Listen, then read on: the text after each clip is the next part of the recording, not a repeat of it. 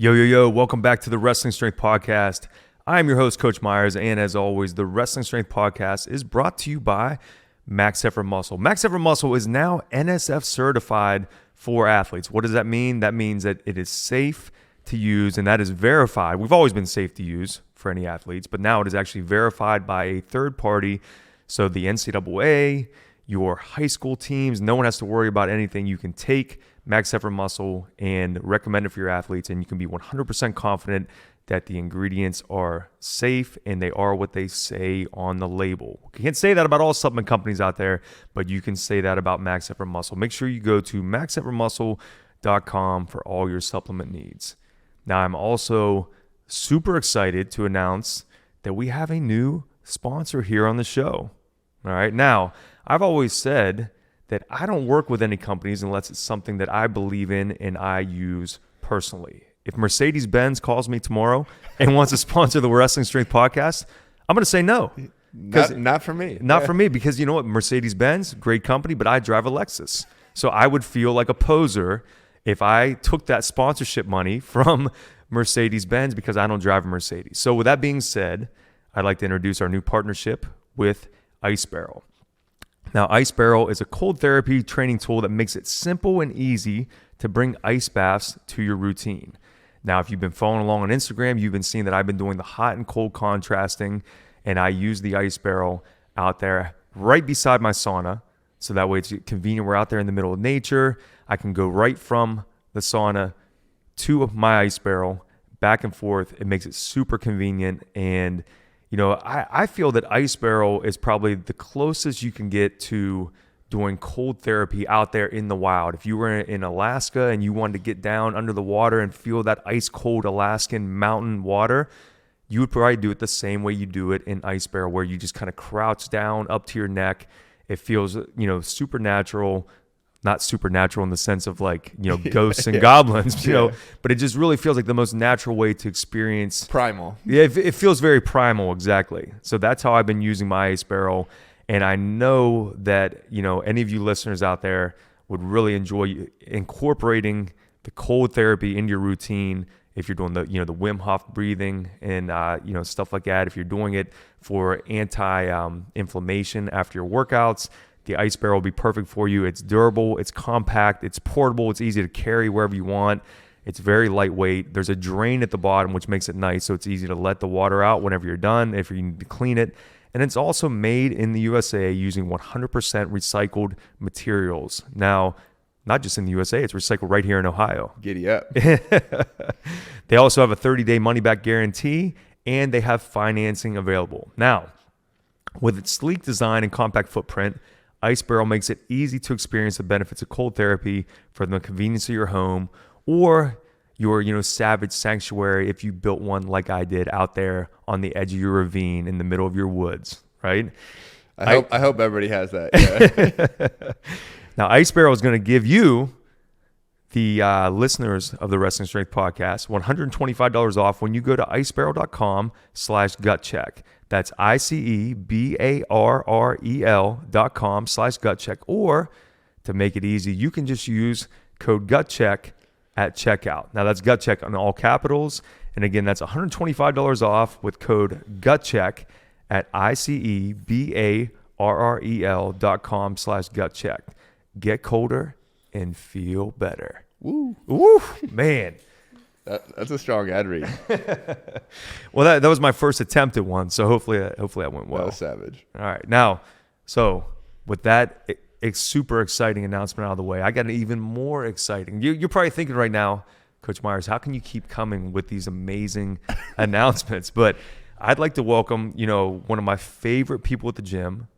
And I know I probably say that for everyone that comes on, but I really mean it with this guy. A lot of favorites. Yeah. A lot of favorites. Yeah, you can have more, when you have kids, you can have more than one favorite kid. You love them all, right? Yeah. But no, this is genuinely one of my favorite individuals here at the gym, one of my favorite guys to train with, a guy I've learned a ton from, and I really feel like is one of the most interesting people that I've ever met. So I'm happy to finally bring on my brother, Brian Peters. Dude, thanks for having me. Yeah, you keep a lot of good people around you, so it's easy to have a lot of favorites. But yeah, dude, same. The feeling's heavily mutual. Love training with you. Love the mindset. Obviously, had you on my podcast. So yeah, let's ride. Well, since you mentioned that, let's go and give a plug for your podcast real quick. Tell us about it. Shout out Chasing Edges. The Chasing Edges concept was something I just started while I was playing. It was like in my mental verbiage where playing in the NFL. Let's go and get that out there for people that don't know who you are. Well, dude, I found that verbiage when I was in the Arena Football League. I got cut from the UFL league I didn't even want to be in. I got cut from the CFL before they signed me to practice squad. Like every time, like I needed another edge. I needed to find a better way to recover, a better way to train, a better way to break down film, whatever would make me better. And eventually, obviously, it resulted in an NFL career, and then I've adopted it and applied it to the Mind Strong world, where I coach breath work and mental skills for college athletes, pro athletes, business folks, those kind of things. And eventually, I just wanted to get the word out more. People were vibing with it, and then I was giving supplement advice and recovery advice to all these guys, and all right, let's get that information out as much as possible. And Chasing Edges was born. So. I love it. Well, I'll tell you what, for any of my listeners, that'd be a great intro for you to find out more about Brian after today. When you kind of become intrigued with how interesting this dude is, you can kind of pull up the episode where I was on Chasing Edges, and that would kind of give you a nice segue into his crazy world and everything he got going on. So I kind of want to rewind a little bit to something you kind of glossed over there, and I think this would be a good place for us to start. So you played, obviously you're from here in Central Ohio, you're a Pickerington guy, played your collegiate football at Northwestern. So you were in the Big Ten. And then after that, you kind of drifted around some leagues before you made it to the NFL. And I think that's a really interesting part of your story, because I think it's one of those things where obviously it's every young football player, young athlete's dream to be a professional athlete, to make it to the big leagues. But you kind of bounced around the quote unquote, they're professional, but would be viewed as the minor leagues for a while. And I think that's usually at the point where the dream would kind of fade and give up. But why don't you talk about that a little bit, and then talk about kind of that journey from the CFL and the Arena Football League to finally making it to the NFL. Yeah, it's I had a successful college career where I thought I would have a chance to be drafted or at least sign an undrafted free agent contract, and it just didn't happen. I got some reviews and those kind of things, but everybody said I'd have a undrafted chance, and no calls came on draft day, which was crushed. Which have left me crushed. Did you have a party where you had your family over and type of thing? No. I've never been a real look at me guy in that realm, where as long as I had my parents there, and then the only call I got on draft day was my head coach from Northwestern asking me where am I going, and at that point, because the draft had been over, and I was like nowhere yet, and he went to work for me, and he had some contacts. We had some Northwestern guys. This is Fitzgerald, right? Pat Fitzgerald, just an incredible human, helped me grow up a lot while I was there playing college ball, and ended up getting some tryouts, and this is kind of where my mindset got instilled, where. So for the tryout for rookie minicamp, which is they have all their drafted and undrafted free agent signings come in with a couple tryout guys to work out for a few spots, or you have to take somebody's undrafted free agent spot. So at least it was a shot. And so I go down to Tampa Bay and work out we did 2 days. It was Shiano's first year, and it was just a grind, and it kind of had me adapting really quickly, because I came in as a safety. I played safety in college, and we were running 2 days with strength and conditioning in between. We were running 1000s in between 2 full practices. So the second practice on the first day, 2 or 3 of the outside linebackers popped their hamstring. So I was the biggest safety, so I had to go down and play linebacker. And I held my own and got really good reviews. And I even before that, at the safety position, they had Mark Barron, who was a first-round draft pick, and a couple other signings where I was holding my own. And I was competing, and from a comparison standpoint, I was okay, this is what a first round draft pick is. This is what an NFL player is. I can do this. And I moved to linebacker and got I again held my own, and had a couple opportunities where they were saying hey, we're sounds like we're going to bring you back. You got to gain 20 pounds. So I'm getting hyped up, and okay, the coaches know I can play. And I know I can play, so I got a shot now. And they didn't end up signing me. Went to the Bears camp, and the same thing happened.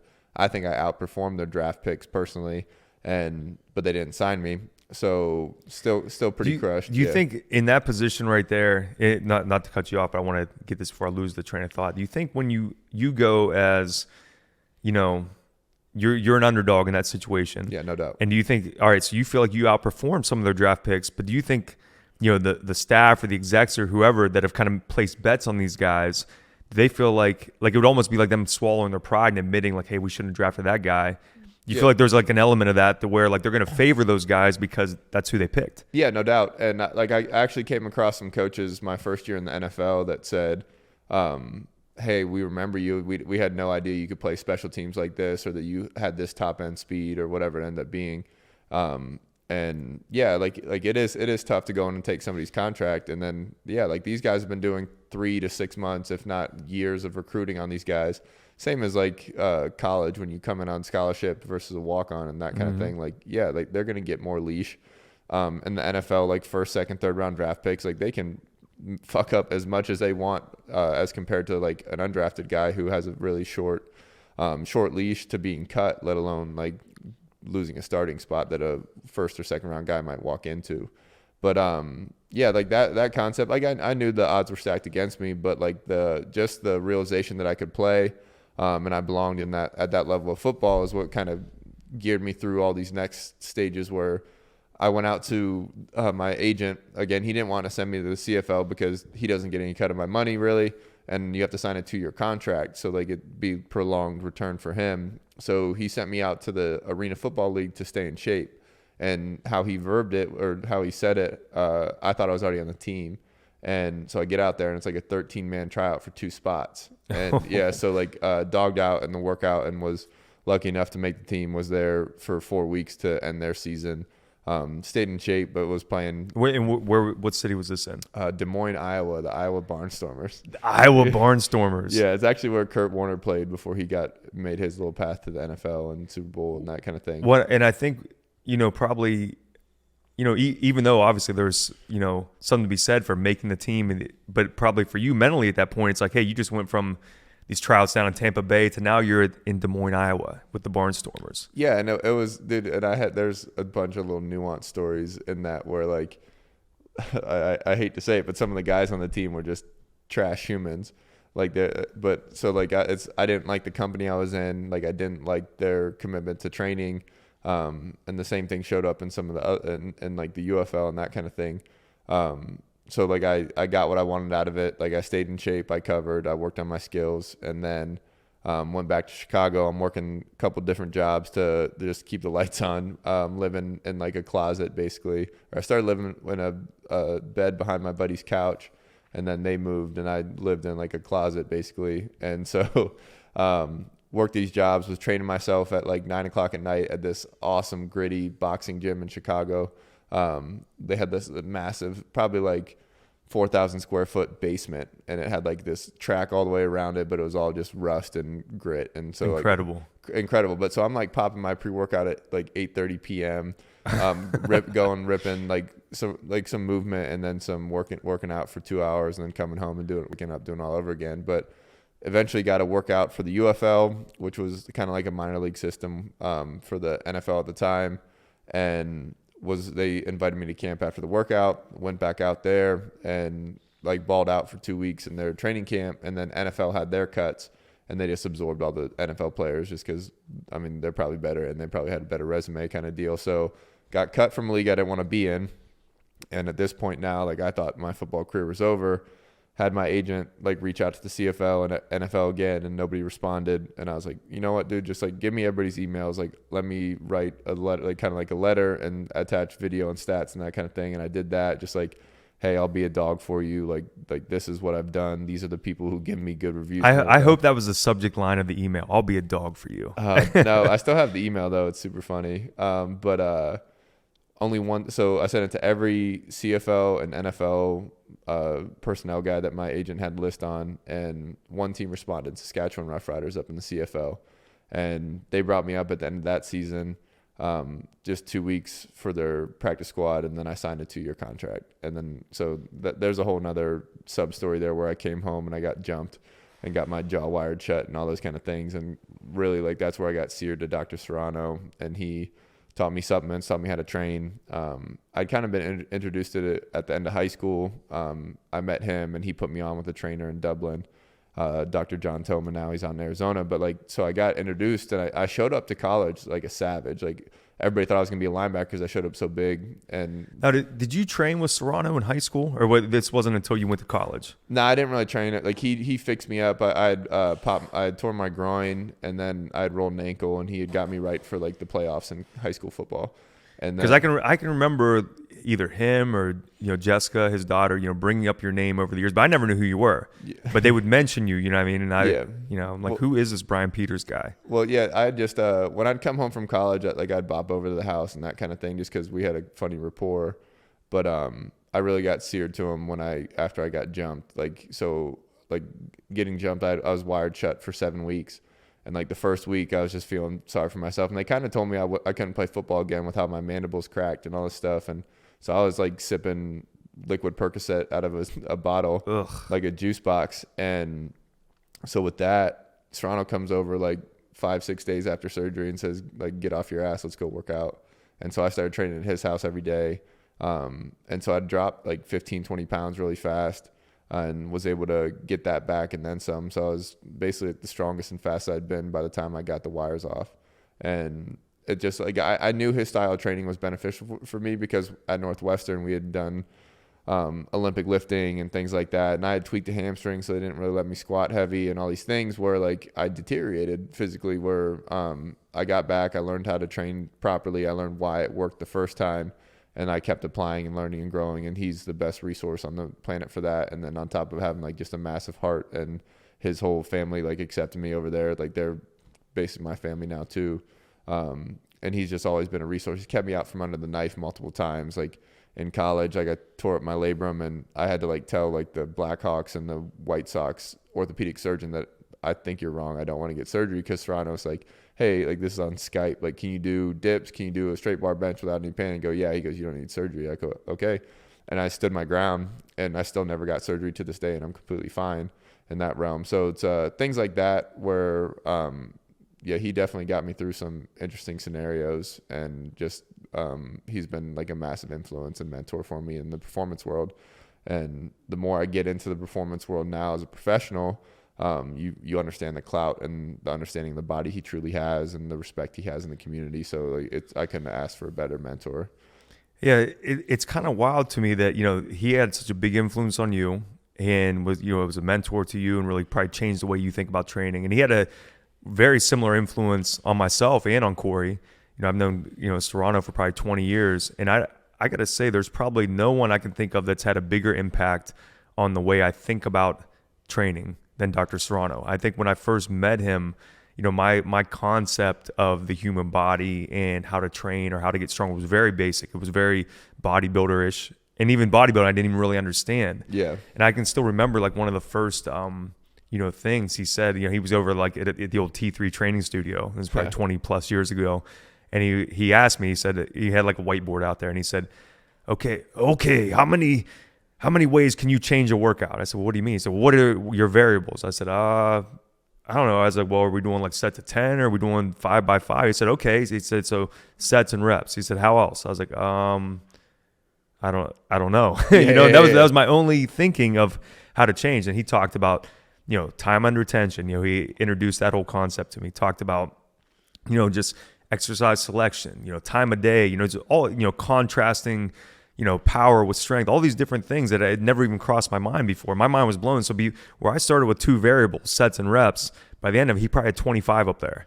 Yeah. And I can remember just thinking like, man, I just do not know as much as I think I know about training. Yeah, well, he makes me not know what I think I know about everything, whether it's like spirituality all the way down to macros, micros, or like any type of like tissue in the human body. Like it's just like it's humbling, and like I think that's always pushed me to be more curious, because there's been enough times where I feel stupid around him and his people, where it's like eventually you're gonna be forced to learn, or like you're gonna get left behind. And so by no means can I hold massive weight in conversations, but like I have a specialty now where I can at least add value, and then I can always ask questions, and he's super open about that. But yeah, he's a legend on the whiteboard, and he does a good job of simplifying everything. His analogies are hilarious, but they break down all these complex things, and like that's what I think makes a great teacher and makes him a great doctor, is because he can not force feed, but he can simplify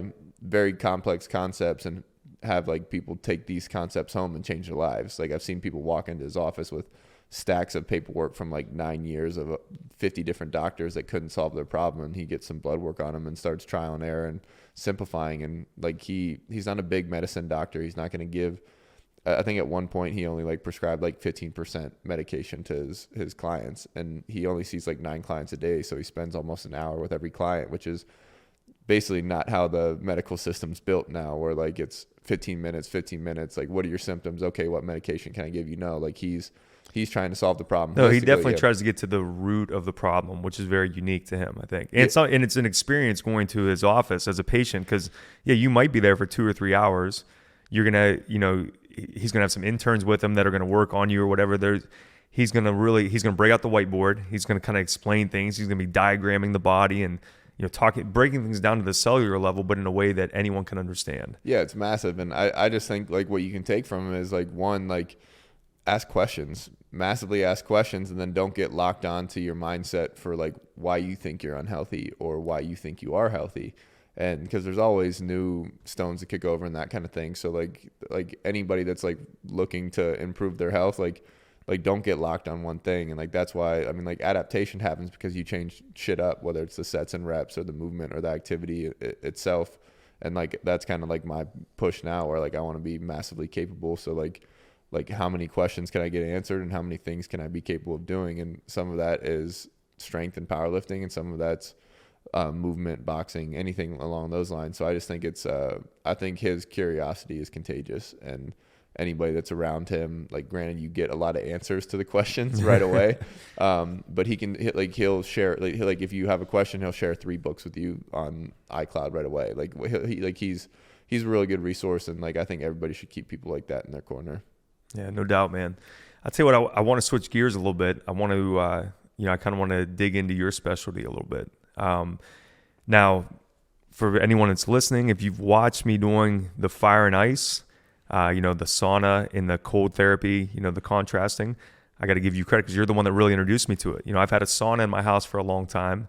And I did some cold tub stuff down at OSU and things like that. But you're the one that's really, kind of brought fire and ice into my world. And it's, kind of this really the main recovery modality that I use. So I want you to kind of talk about, maybe even peel it back before we talk about the benefits of it, talk about how you got introduced to it and talk about why you use it and stuff like that. Yeah. So I initially found cold, and I didn't really understand why, because intuitively, like a lot of the Vikings players when I was with Minnesota, they would all get in there after practice, and like it didn't make sense. Like we just practiced for 2 hours. Why would I want to go dehydrate myself more? It was just immaturity, lack of asking the right questions. But at the time, in Canada, actually, it started Dr. Thoma, who was a disciple of Serrano, but he's the one that Serrano sent me to him to train the last semester of my senior year of high school, and did some of the hardest workouts I've ever done. A lot of time under tension, a lot of 1.5 reps. But I'd like leave his, like he'd give me like I go there for a week, and then I'd use that workout for the rest of the month, and kind of kept doing that and made massive gains in strength and size and that kind of thing. But some of the hardest like workouts where I couldn't like hold the steering wheel on the way home, or like my legs would be sore for 2 weeks, that kind of thing. So anyway, I had a lot of reverence for him. And when I went to college, he went to chiropractic school down in Atlanta, and he kept learning, and he was just an extreme individual in general. Like he didn't have cheat days. Like his supplements were dialed. Health was non-negotiable to him. So like he was always training in a different capacity, whether it was cardio or like anaerobic runs and that kind of thing. And he just nothing made sense. Like how he slept, like he turned off the electric circuit in his room because he didn't want the EMFs to influence his sleep. And like I'm 18 years old thinking this guy's a psychopath. Right, you're probably like, this dude is a weirdo. Like what is going on? Super weirdo. But he's been a massive influence on me in the realm of like, we'll call it biohacking, but really just like physiological control. But so anyways, he, at one point I was in Canada, and like I just hollered at him on the phone. He goes, hey, like I'm reading a lot of stuff on ice. I've read a lot of stuff. I've seen a lot of stuff. He goes, you need to train yourself to go up to your neck for 20 minutes in the ice. And I go, well, shit.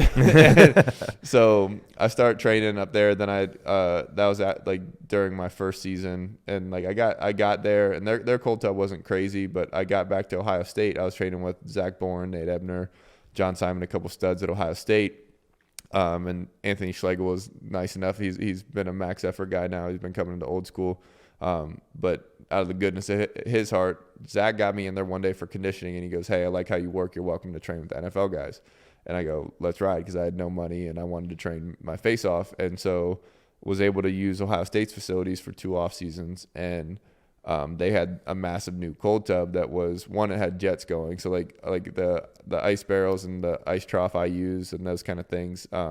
Awesome. But like when you start adding movement to the water, it's a whole nother game changer. Oh yeah. So when I use my ice barrel, like sometimes I'll start out like maybe facing my sauna, and then about halfway through I'll kind of maybe move in turns because I want to look down the ravine. Yeah. And just that little bit of movement, it makes it so much colder. Yeah. And that's not with the jets going. That's just turning your body inside the barrel. Yeah. And so that's how I found it. Like, and I eventually built up resilience to 20 minutes up to my neck. And I kept that through the NFL till I learned more in like 2016, 2017 about it. So like my tolerance was always pretty decent for the cold just because of that.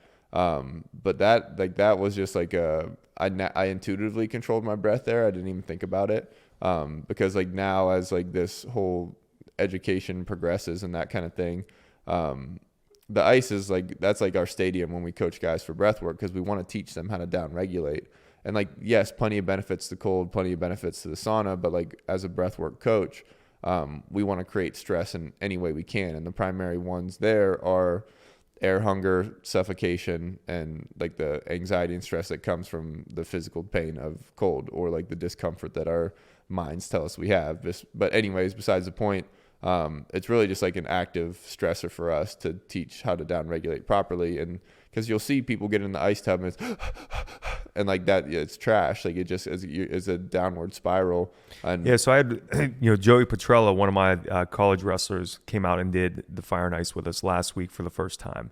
And that was the big thing, is the first time he got in the ice, he couldn't control his breathing right off the bat. And I kept telling him, so I tried to coach him through the box breathing, but once he would breathe out, 3 seconds out, he was getting it slow out, but then he couldn't hold it out.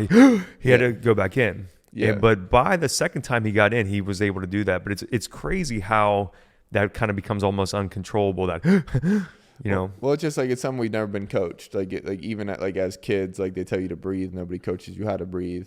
And like you look at like just start like a lot of the, like my coaching techniques and like what we preach at Mindstrong is just like simplify freaking everything, regress it to nature, and figure out why this is happening. Or like logically look at the little girl that's hyperventilating at the basketball game. Like she's full of oxygen. Oxygen's not the problem. Like CO2 is pooling and she can't take any more oxygen in, so it's not getting exchanged, all these things. So really the issue ends up becoming like, how do we get CO2 out of the way, or how do we force oxygen in deeper into the cell? Yeah. That's really a concept I never thought about until you talked about it when we would do our breath work, is that the CO2 is what kind of creates that panic. Yeah. And I mean, you look at the natural remedy, or what we always saw, you always saw people use a paper bag, like they like breathe into the brown paper bag.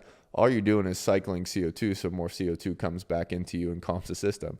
Because like what people don't understand about the breath world is like oxygen's not the wind. Not to have oxygen in there, it's to have the right balance of CO2 sprinkled in there so the oxygen gets off the cell. So like a simple analogy is like, you've seen the oximeters, like the pulse oximeters, where it tells you your SpO2, like oxygen level, and give or take, like everybody's like 98.5%, give or take a percent or two, unless you have like some pulmonary lung issue. But like you put that on somebody that's 450 pounds and 100 pounds, it's still going to be the same. Like like they've adapted their breathing to maintain that level. But like how you really get the benefit of that oxygen is having CO2 present. And like the problem with like mouth breathing and hyperventilation, which that is in the ice tub, like that's just like short, shallow mouth breathing. Like you're actually over breathing. So there's too much oxygen available. So like if you're doing that all day, your veins and arteries actually constrict, so that the metabolism that's happening in the cell, the oxygen that's being used, glycogen, whatever it ends up being, the byproduct's carbon dioxide. And so that carbon dioxide, which is what comes back into the blood, your red blood cell has a protein called a hemoglobin on it that carries 98.5 of your red blood cells. In order to lose that affinity for the hemoglobin, or like to come off of the cell, CO2 has to be present. And so what happens is CO2 goes up, the pH in your blood drops, and that's why the oxygen jumps off the cell. And like that's oxygenation. Like it's not just having enough, like having too much oxygen. And like we start to show people this in different ways where, because you can superventilate, you can do the Wim Hof concept, and you can pump a bunch of oxygen in. And like the first thing we want you to learn is that your lungs don't need the oxygen, it's your cell. And like that's what's happening when I'm describing the SpO2 and stuff, is like that the cell is working. You need a particular balance of carbon dioxide and oxygen to be aerobically efficient, or anaerobically efficient as well, depending on the system. But so like basically like how do I maximize that? And so now you start eliminating problems like, why do people mouth breathe? Why is he mouth breathing here when his resting heart rate was just 58 before he got in? It's just the stressor. And so like, okay, like, so how do we control that system? And so basically like if you look at your breath objectively, like, and you can actually feel it like on your carotid if you like put your fingers into your neck. Like the inhale is sympathetic, it's upregulatory, it's fight and flight. And the exhale, so like if you take a big breath with your fingers on your neck, you'll actually feel your pulse increase. And then on the exhale, it's downregulatory, parasympathetic. So okay, what's he doing in here?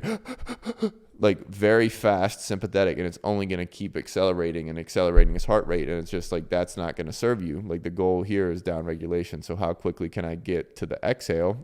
So this concept's called respiratory sinus arrhythmia, which basically means, again, inhales upregulatory. So like your diaphragm is like an umbrella that flattens, and not only does it create negative pressure and fill your lungs, but it also pulls your heart down. So like that inhale is constantly doing that. And that's what. So as the lungs expand, because that pressure is kind of lifted, your heart actually sinks down a little bit. Yeah, like that's what brings the volume into the heart as well. So like, okay, so now I know what my breath does, my inhale and exhale. So my inhale's fight and flight, my exhale's rest and digest. I want to be calm in the cold tub. What do I need to spend more time on? The exhales. And then obviously the exhale, you're dumping CO2. And then ideally you want to be breathing in through the nose. The nose is a smaller airway. So basically smaller airway means longer time to inhale and longer time to exhale.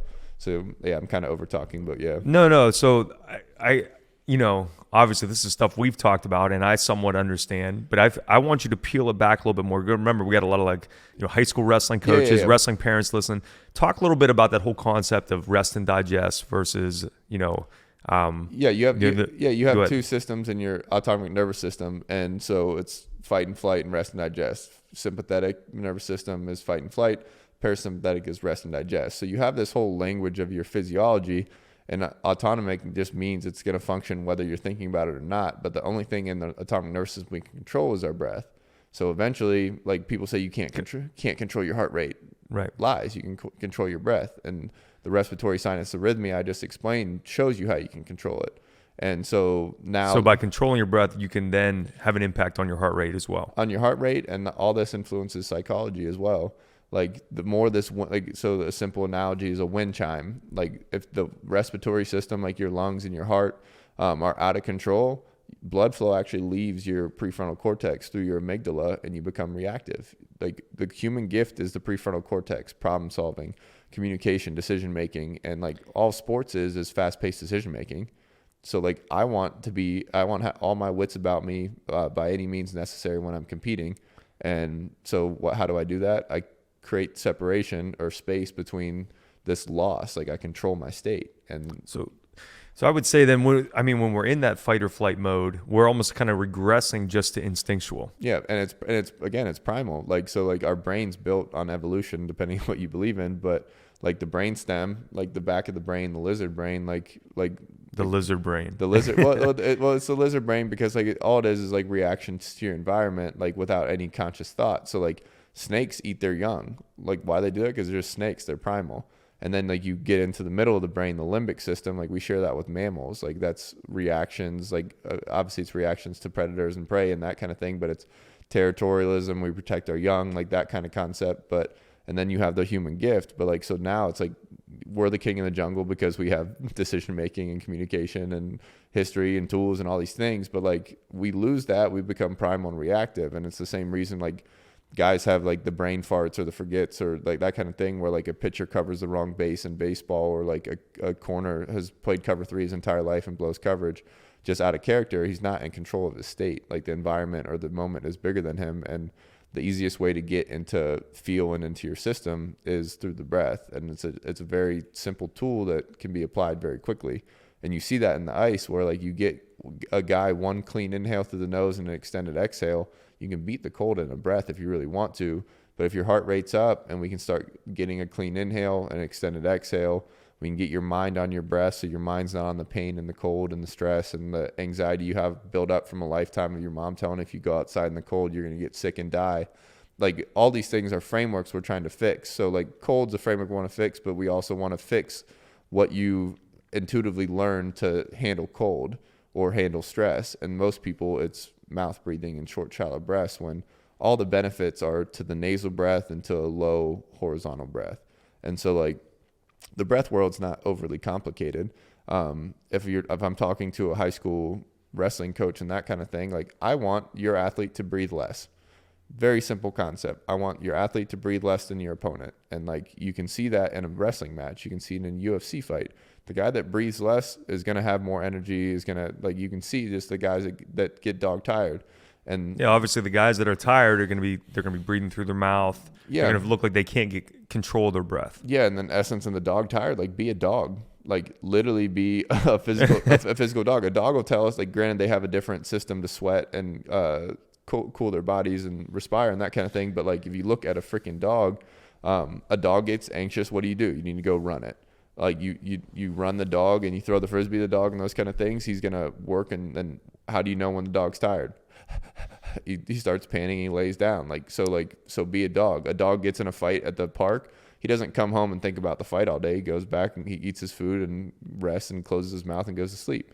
And like, so be a dog. We all need to be primal in that realm, but like most humans can't get out of their own way. But like, if you look at the concept of breathing less, breathe intuitively. And so like, now how do I breathe less? Okay. I already told you, like, you breathe through the nose, the nasal cavity, like the nasal passageway, like the nose is smaller. So it's going to take longer. It's going to be more resistance. Just breathing in through the nose all day, you're going to strengthen your diaphragm because that takes a harder inhale. But now, like, okay, like, has anybody taught you the benefits to the nose and the mouth? The nose cleans, humidifies the air, can trigger nitric oxide, which is a vasodilator. We take supplements for vasodilation and pumps and those kind of things, but we can get that in our own nose. If you take a big breath in through your mouth, high into the chest, big breath in through your nose, lower into the belly. Anatomically, the breathing's different. So now if you see these benefits show up, and like now the lower breath actually gives you access to eventually move your rib cage more in the lower third of the lung. And like, that's where the most dense oxygen exchange is. That's where the biggest part of the lung is, down there. So like, I want my breathing to get to this best part of the oxygen exchange, most dense oxygen, biggest part of the lung. Like, all these compound effects like are just positive. And then the only benefit to the mouth is oxygen and CO2 in and out faster. There's times to use it. Like, when I don't want guys to stress on the field or on the mat that like, oh, I'm mouth breathing, like I'm going to lose. No, like, it doesn't need to be a stressor. And so now we'll teach them the skills to down regulate between periods or anything like that. But like, really, like, performance isn't even where you should start. Like the easiest thing, like, we ask our athletes is like, do you wake up to piss at night? Do you wake up with a dry mouth? Okay, like, can we solve your unconscious breathing? Can we make you a nose breather while you sleep? Because like, if you adapt, like, nose breathers or like people that are adapting from mouth breathing to nose breathing when they sleep, I do it with mouth tape. Wait, time out. So you tape your mouth shut when you sleep? Yeah, I tape my mouth shut because I guarantee 7.5 or however many hours I'm sleeping of these benefits. And also, if you're learning this language of your physiology so you can speak it to yourself, the nose is parasympathetic, rest and digest, and the mouth is fight and flight.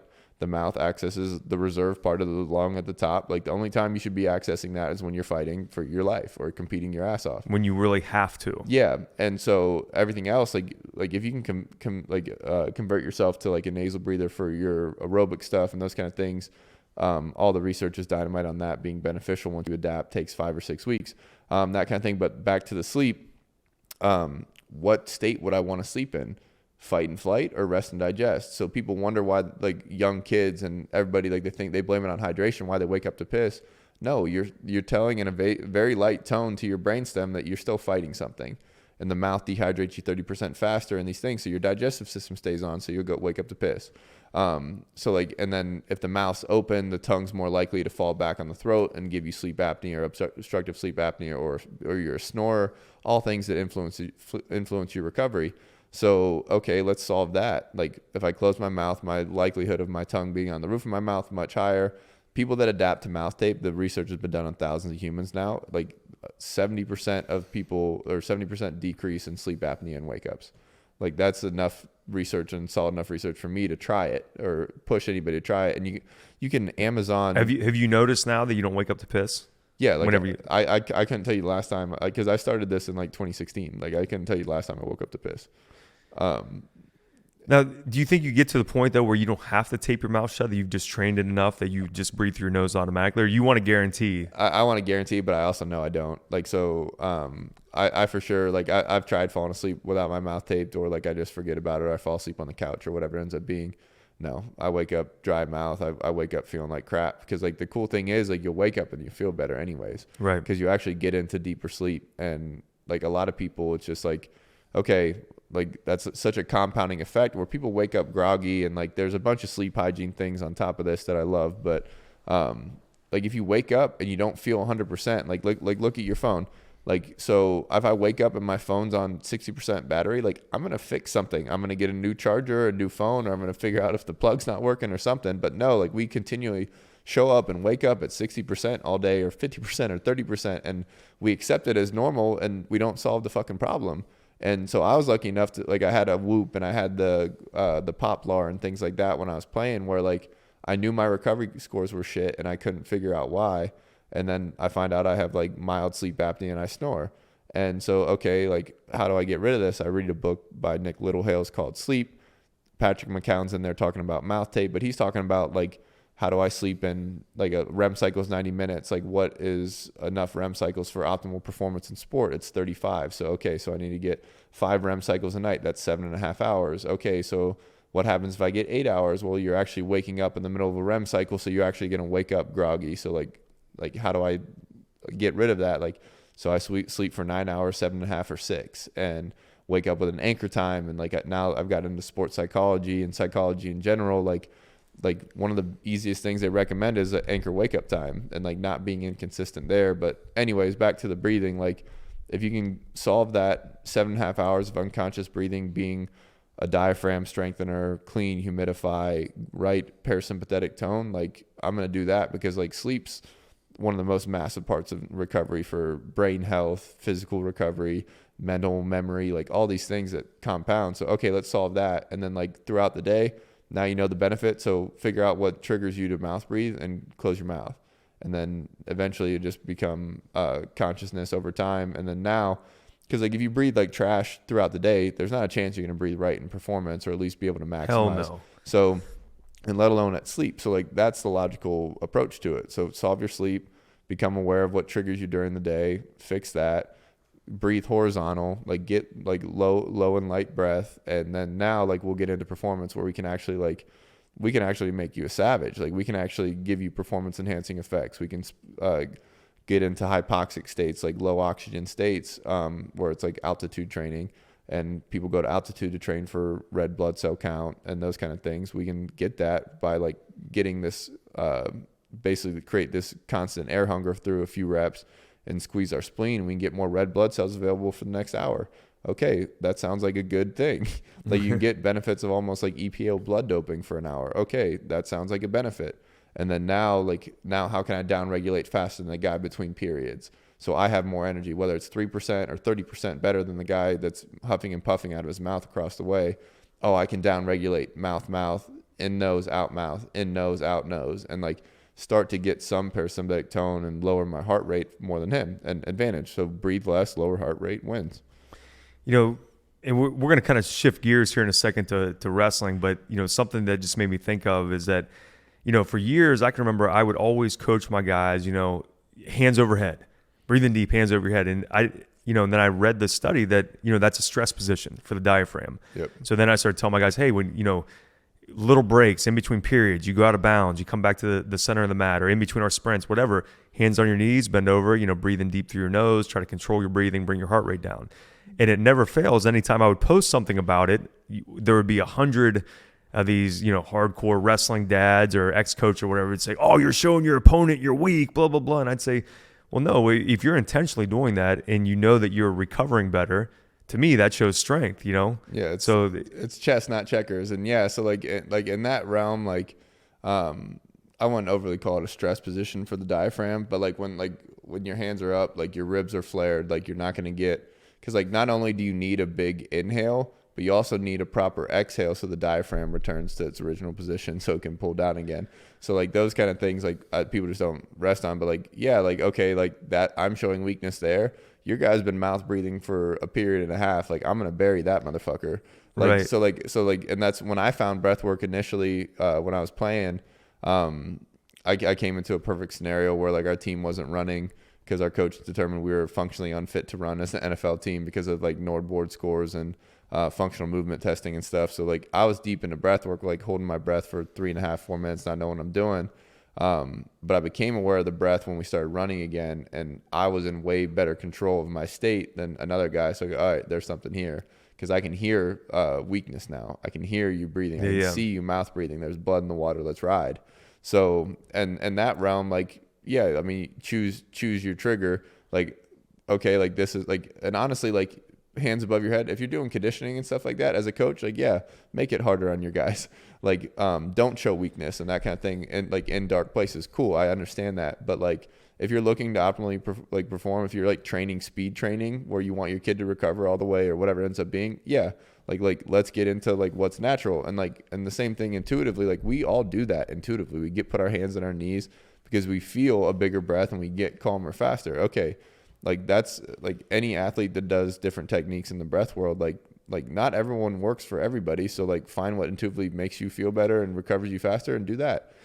Well, anytime, I would get into a Twitter argument with, some, wrestling dad somewhere about that, I would always just send them a picture of, Colin Moore, because I got a million pictures of him in big matches where he's bent over with his hands on his knees. And, he's someone that's known for having this high motor, very high attack rate. He doesn't get tired in matches. And I'd say, okay, well, it works for Colin Moore. And he was doing this before I ever told him to do it. He just intuitively knew he could recover better that way. So, but let's talk about calling those guys for a second. So you've gotten for probably the past year or so, you've worked with some of my guys, Colin, who was just, world team trials runner up, Caleb Romero, who was an All-American this year, D'Amelio, who had a great year. A lot of these guys, they've been coming to you as well for recovery work and breath work. Now, you've worked with a lot of pro athletes. Obviously, you're NFL guys. You guys have worked with pro hockey teams. You've done breath work with, I think there's, the Giants, a couple different, Major League Baseball teams and stuff like that.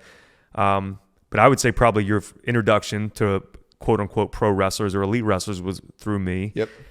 So maybe talk a little bit about maybe the difference you notice in the wrestling athlete versus kind of the, general population of professional athletes that you've worked with. Yeah, for sure. And it shows up definitely in CO2 tolerance work capacity concept where those guys initial session, doing breath holds, they were savages. But you guys train in some of the darkest places in sport too, where football players, we don't especially when we're with our teams, the chance of us running farther than 100 meters is not likely. Yeah. So it's a different sport, it's a different energy system. So the aerobic capacity in football is much lower than a wrestling, and then baseball is a whole another story.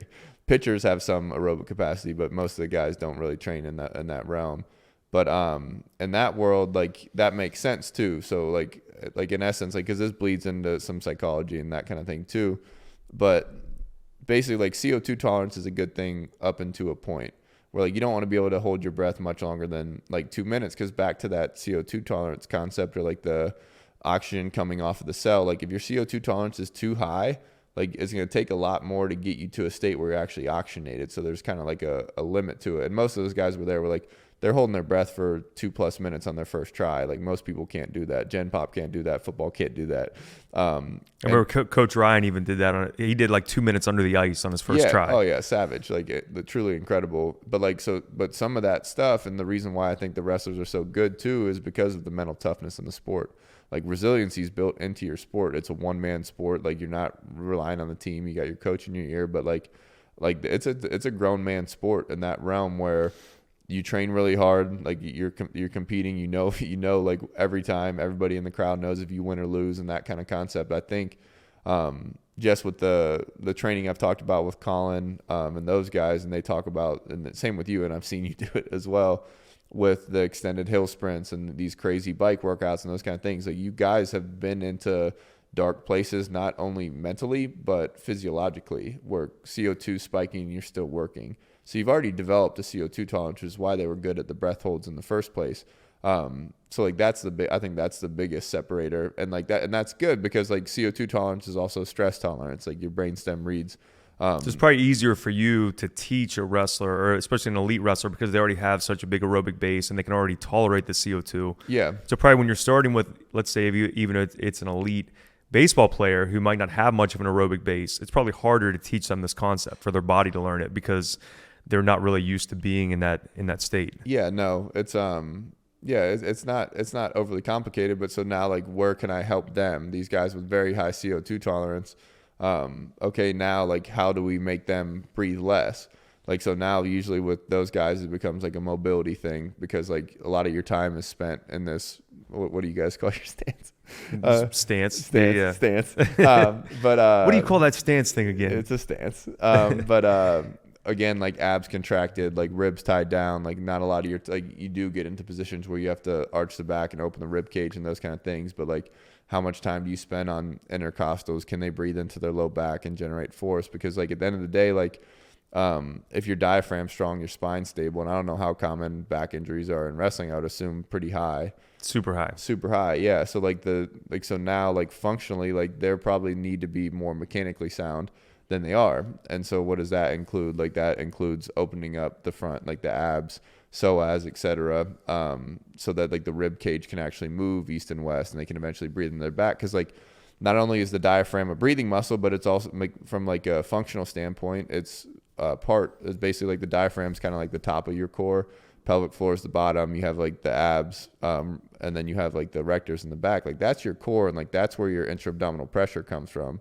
So like as the diaphragm flattens, it creates negative pressure and the lungs fill up. But your core, where you like lock, like where like a weightlifting belt goes around and that kind of thing, you want that stuff strong to stabilize the spine.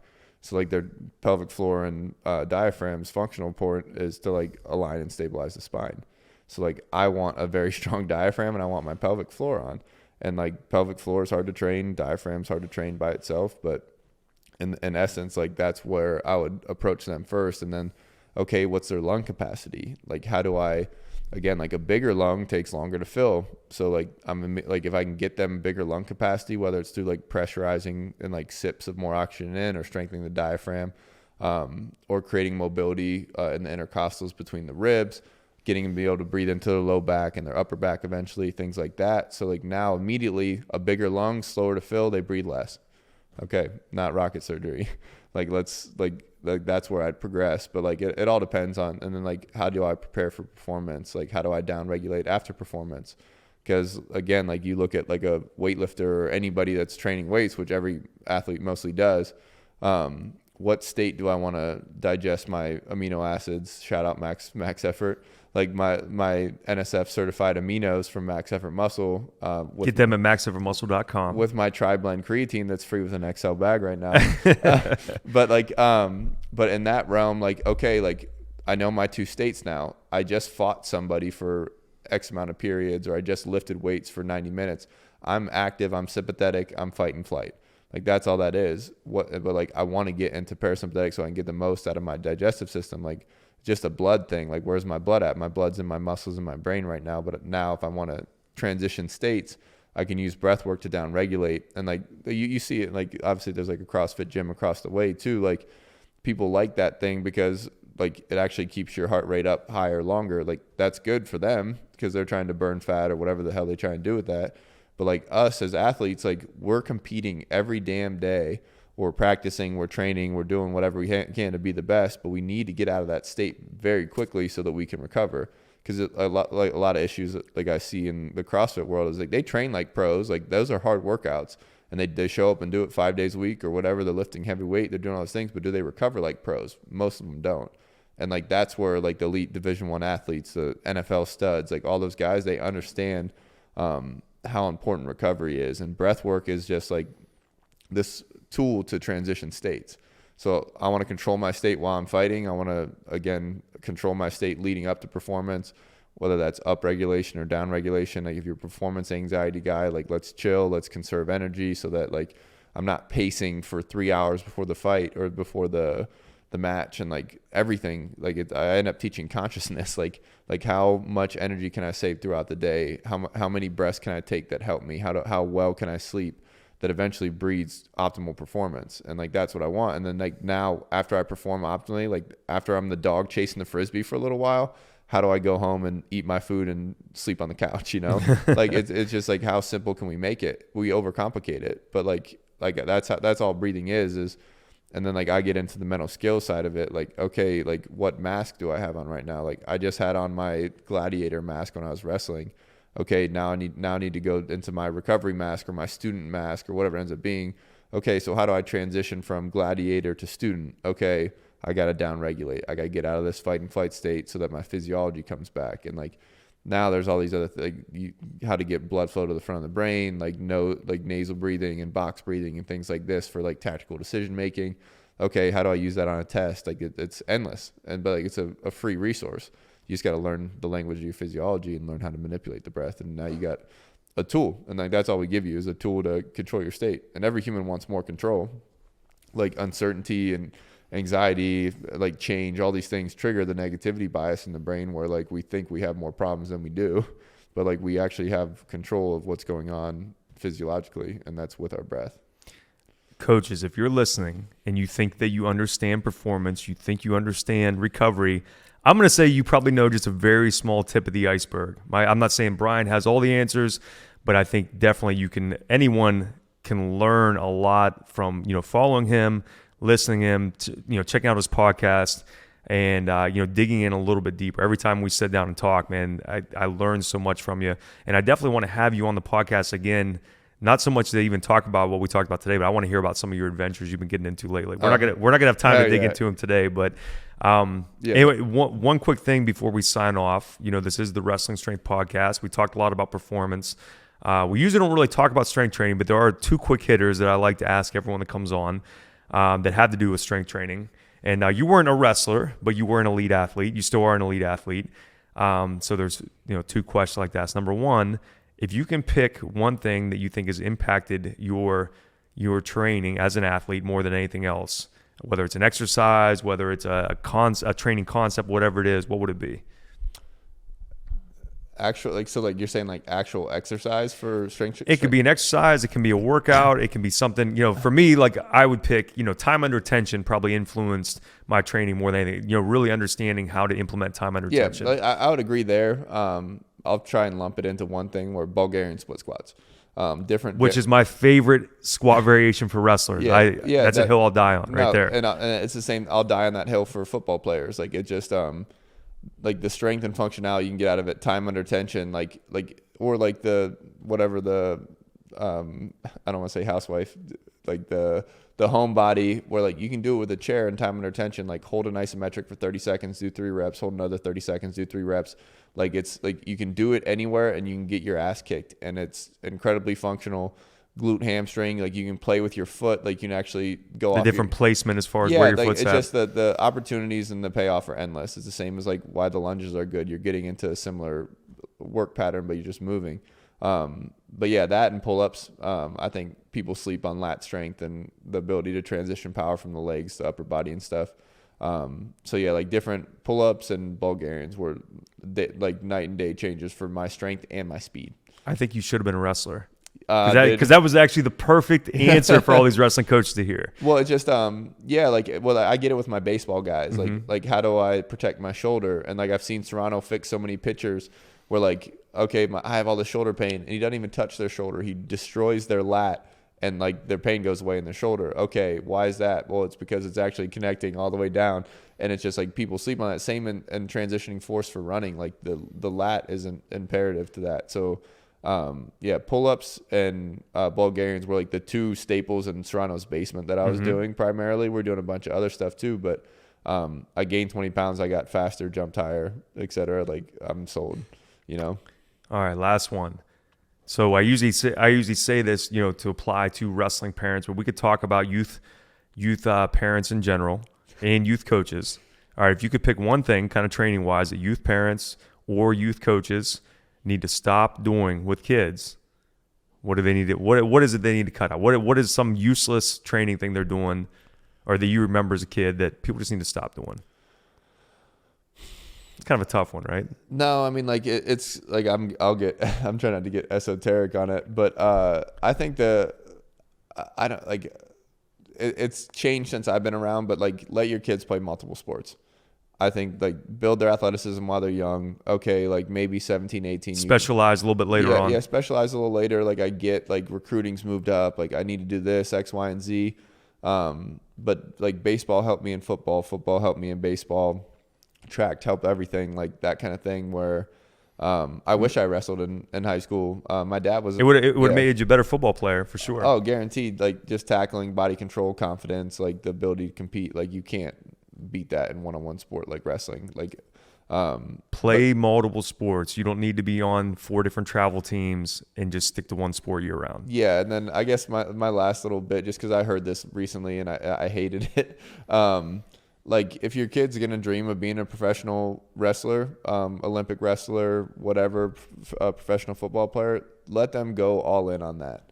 I'm not gonna get into the school side of thing, like how much is task completions, how much not, but like don't stomp their dreams. I've heard 2 parents now just like say like, no, we need to be realistic. The kid's freaking 14 years old, 16 years old, and he hadn't even gotten close to his potential yet. And this is what he's passionate about and cares about. Like teach him to be passionate and care about something. Like that's the lesson. So yeah, because you never know when they get cut from the CFL and the UFL. Yeah. You never know. They still might make the NFL team. But it's teaching passion. Like I want my kid to be passionate about something. Yeah. So that's just my 2 cents. But yeah. All right, Brian, where can everyone find you at? On all socials, I think it's Brian_Peters 10. Company's Mind Strong Project, and podcast is Chasing Edges. I love it. Yep. Quality, massive human sitting across from me right now. Yeah, that's right. I appreciate you having me on. I appreciate you too, brother. Easy.